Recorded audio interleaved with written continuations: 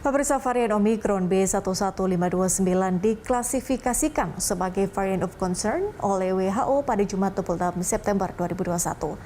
Tanpa melalui kategori variant of interest. Nah, karena Omicron lebih cepat menular dibandingkan varian lainnya. Varian itu pertama kali muncul di Afrika Selatan yang diduga akibat tingkat vaksinasi yang rendah.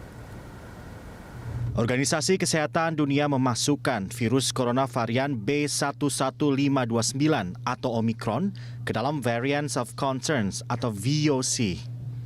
Variants of Concerns atau VOC adalah varian virus corona yang menyebabkan peningkatan penularan dan angka kematian akibat COVID-19. Bahkan varian yang masuk dalam kategori ini juga disebut memiliki kemampuan dalam mempengaruhi efektivitas vaksin. Omicron pertama kali diidentifikasi di Afrika Selatan dan telah terdeteksi di Eropa dan juga Asia. Varian ini membuat masyarakat dan peneliti khawatir karena mampu menyebabkan virus lebih cepat atau bahkan kebal terhadap antibodi dari infeksi ataupun vaksinasi sebelumnya. Kabar tentang varian Omicron mendorong banyak negara mengumumkan pembatasan perjalanan dan membuat produsen vaksin mengkaji kembali apakah vaksin mereka tetap memberi perlindungan pada manusia. Dari penelitian sejauh ini diketahui bahwa varian Omicron memiliki lebih dari 30 mutasi pada bagian virus yang telah menjadi target vaksin saat ini.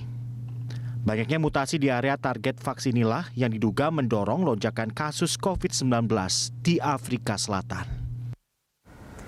Omicron pertama kali diidentifikasi di Afrika Selatan dan telah terdeteksi di Eropa dan juga Asia. Varian itu membuat masyarakat dan peneliti khawatir karena mampu menyebarkan virus lebih cepat atau bahkan kebal terhadap antibodi dari infeksi atau vaksinasi sebelumnya. Untuk mengetahui kondisi terkini di Afrika Selatan, bagaimana pengendalian COVID-19 di sana, dan sebetulnya seberapa parah varian ini menyerang, kita telah terhubung dengan Duta Besar Luar Biasa Berkuasa Penuh RI untuk Afrika Selatan, merangkap Botswana, Eswatini, dan juga Lesotho, Salman Al-Farisi. Pak Dubes, selamat sore waktu Indonesia. Apa kabar, Pak? Selamat sore, Mbak. Baik, Alhamdulillah. Baik, Pak Dubes, langsung saja berbicara soal varian Omicron membuat semua pihak khawatir, termasuk Indonesia. Sebenarnya bagaimana kondisi pengendalian COVID-19 di Afrika Selatan, Pak? Dan bagaimana sebenarnya varian ini awalnya ditemukan? Ya, memang kebetulan varian ini ditemukan pada saat memang kondisi penularan sedang meningkat yang cukup tinggi. Pada 2 hari yang lalu, kira-kira penularan baru itu mencapai 2.858 jiwa terjangkit COVID-19. Ini jauh lebih besar dibandingkan hari-hari sebelumnya yang hanya mencapai 500 sampai 600 kasus per hari. Tentu saja apakah ini semuanya akibat dari Omicron atau bukan, penelitian masih berlangsung.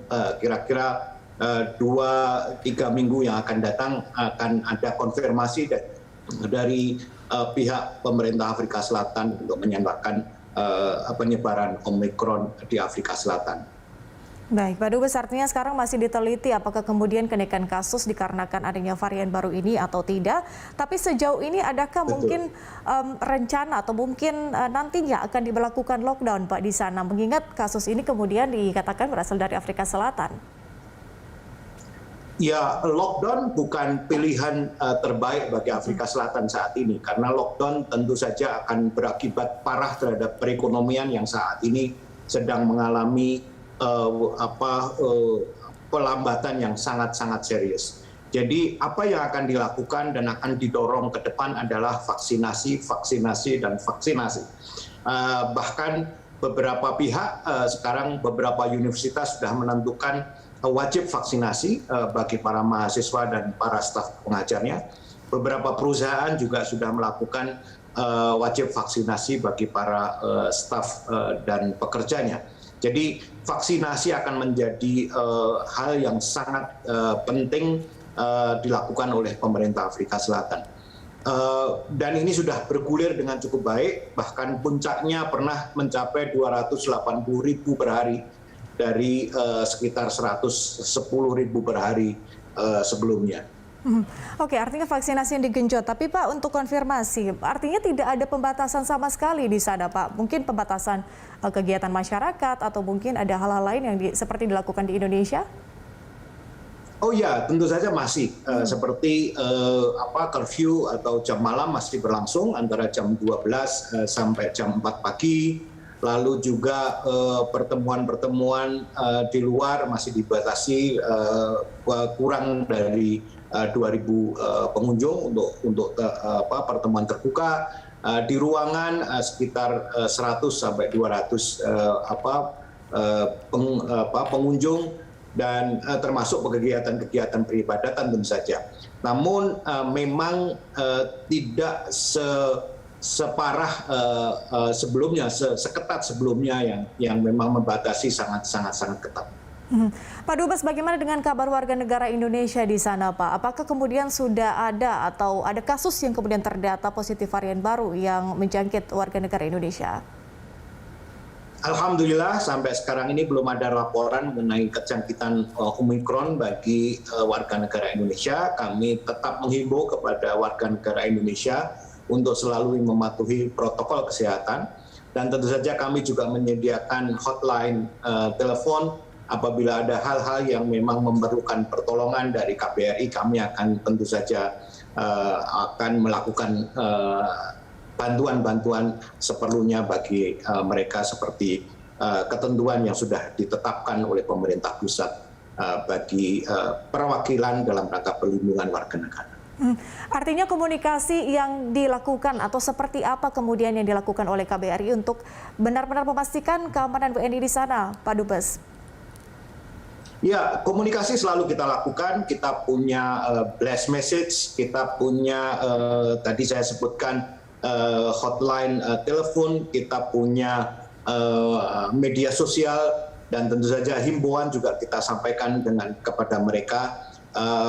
Tentu saja ini kita lakukan secara apabila dalam kondisi seperti ini, tentu saja kita akan kita terus melakukannya secara lebih intensif.